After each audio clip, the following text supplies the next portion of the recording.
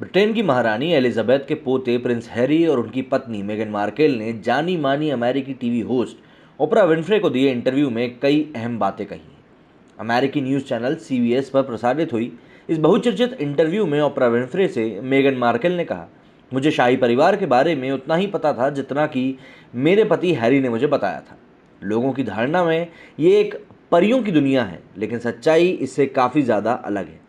Megan ने कहा कि शादी के दिन उन्हें पता था कि ये दिन उनके और हैरी के लिए नहीं था, बल्कि ये दिन दुनिया के लिए था।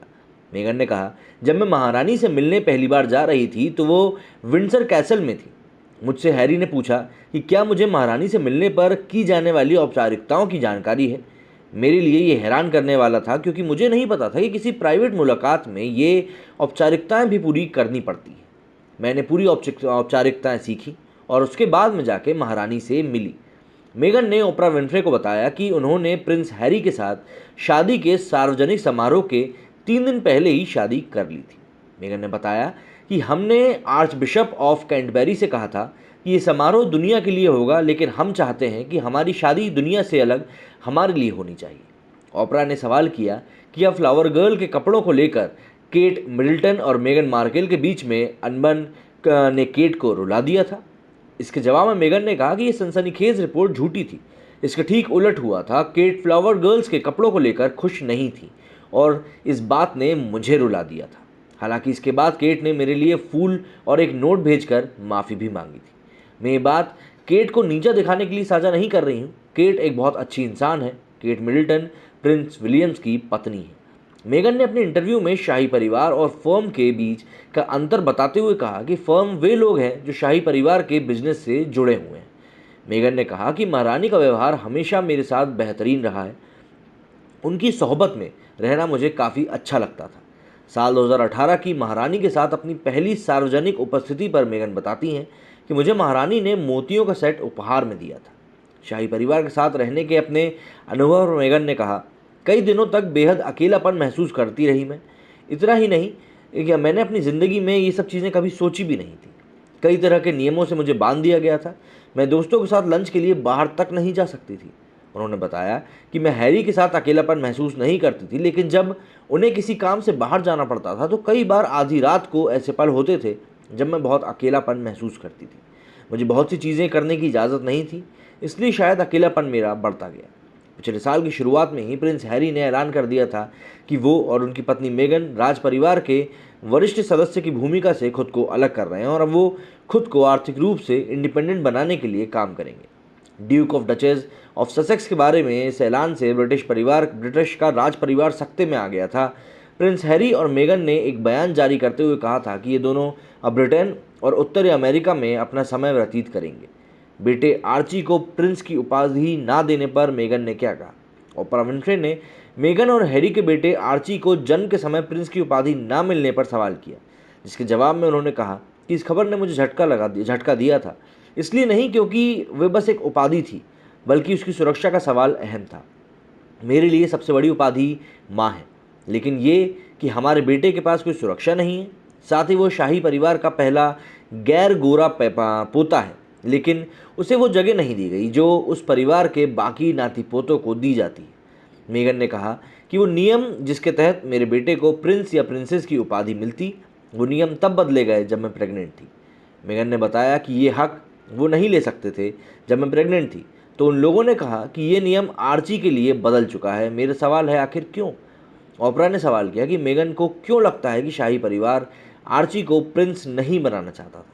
क्या ऐसा उसके रंग के कारण किया जा रहा था?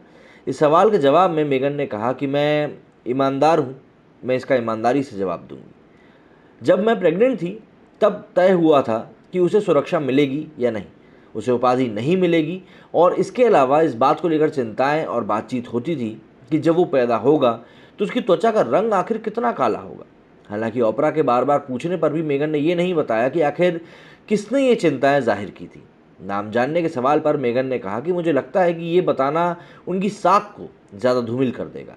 मुझे ये बात हैरी ने बताई थी क्योंकि उनसे ऐसी बातें की जाती थी।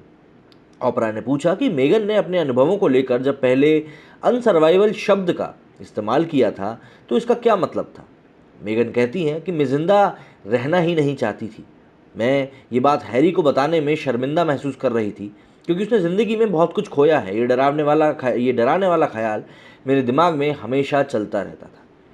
मेगन ने कहा कि मैंने बताया कि उसके लिए संस्था शब्द एक तरफ पे इजाज़त मांगने कि क्या वो कहीं जाकर ज़रूरी मदद ले सकती है, लेकिन इस मांग को खारिज कर दिया गया। ओपरा ने पूछा कि क्या उन्हें आत्महत्या का ख्याल आ रहा था। इसके जवाब में मेगन कहती हैं कि हाँ, क्योंकि मुझे लग रहा था कि इससे सबके लिए सब कुछ ठीक हो जाएगा। इंटरव्यू पर पैलेस की क्या प्रतिक्रिया होगी, इस सवाल के जवाब में मेगन कहती हैं, मैं नहीं जानती कि वे कैसे उम्मीद कर सकते हैं कि इसके बाद हम अब भी चुप रहेंगे, जबकि फर्म हमारे बारे में झूठ फैलाने की सक्रिय भूमिका निभा रही है।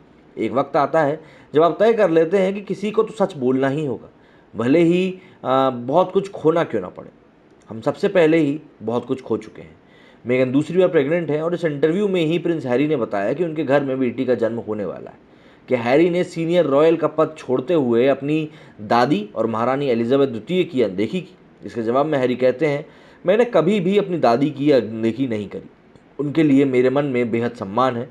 उन्होंने बताया कि मेगन के फैसले से पहले महारानी से उन्होंने 3 बार फ़ोन पर बात भी करी थी। उन्होंने यही बताया कि प्रिंस चार्ल्स से भी 2 बार फ़ोन पर बात की, जिसके बाद उन्होंने मेरा फ़ोन उठाना ही बंद कर दिया। मेरे पिता ने मुझसे इसलिए बात करना बंद कर दिया क्योंकि मैंने ये पूरा मामला अपने हाथों में ले लिया था। हम थोड़ा रुक कर चैन की सांस लेना चाहते थे, लगातार एक के बाद एक कई सारी चीज़ों में उलझे हुए थे। मेरा सबसे बड़ा डर था कि इतिहास खुद को दोहराता नज़र आ रहा है, जो मुझे दिख रहा था वो यही था। उन्होंने कहा, इस बार जो उनकी माँ के साथ हुआ उससे भी खतरनाक होता दिख रहा था, क्योंकि इस बार मामला नस्लीय पहचान से जुड़ा हुआ था और सोशल मीडिया का प्रभाव इस पर काफ़ी ज़्यादा बड़ा पड़ चुका था। हैरी ने बताया कि उन्होंने कई बार कहा कि इस तरह लगातार किसी की आलोचना नहीं होनी चाहिए और इसे रोका जाए, लेकिन उनको जवाब में मिला कि ऐसा तो होता ही है।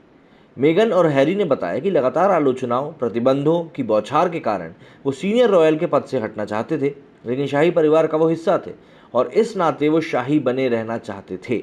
लेकिन उनसे सुरक्षा छीन ली गई और इसके पीछे उनके सीनियर रॉयल ना रहने के फैसले का तर्क दिया गया। ओपरा ने हैरी से पूछा कि मेगन के खुदकुशी वाले ख्याल से वो कैसे निपट सके। इस पर हैरी ने कहा, मुझे कुछ समझ ही नहीं आ रहा था कि मैं क्या करूं। मैं इसके लिए तैयार नहीं था। मैं खुद एक अंधेरी जगह पर पहुंच गया था।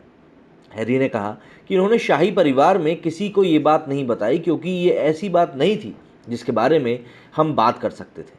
उन लोगों को बताने में शायद मैं शर्मिंदा था। मेरे पास ऐसा कोई नहीं था जिसके पास मैं मदद के लिए जा सकता था। परिवार में लोगों की मानसिकता कुछ ऐसी है कि जो है ऐसा ही होता है, इसे बदला नहीं जा सकता। हम सभी के साथ ये चीज़ हुई है। मेरे लिए लोगों के मुकाबले सबसे अलग मेगन की नस्लीय पहचान थी, और ये नस्लीय पहचान सिर्फ उसकी नहीं थी, बल्कि ये इस बारे में थी कि वो उस पहचान का प्रतिनिधित्व करती है। ये एक ऐसा मौका था जब शाही परिवार सार्वजनिक समर्थन दिखा सकता था, लेकिन सबसे दुखी करने वाली बात यह है कि किसी ने भी शाही परिवार से 30 सालों में इस पर कुछ भी नहीं कहा।